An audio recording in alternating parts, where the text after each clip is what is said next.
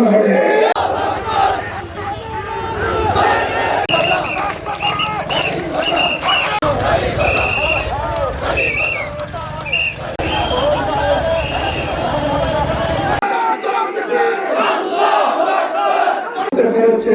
বিশ্ববিদ্যালয়ের নির্বাচনগুলোতে ছাত্র শিবিরকে নিরঙ্কুশভাবে রায় দিয়ে তারা এদেশের মানুষকে পথ দেখিয়েছে আগামী জাতীয় নির্বাচনে কোথায় ভোট দিতে হবে।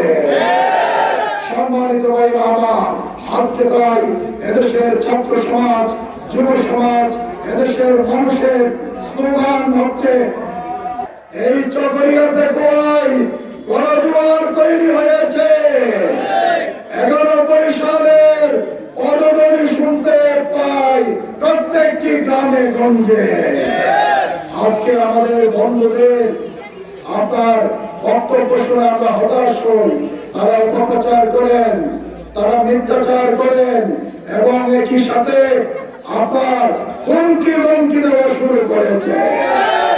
আমরা বলতে চাই, জনগণ যদি আমাদেরকে ভোট দেয়, আমরা ইনশাআল্লাহ সবাইকে সাথে নিয়ে এই রাষ্ট্র গঠন করব, সরকার গঠন করব।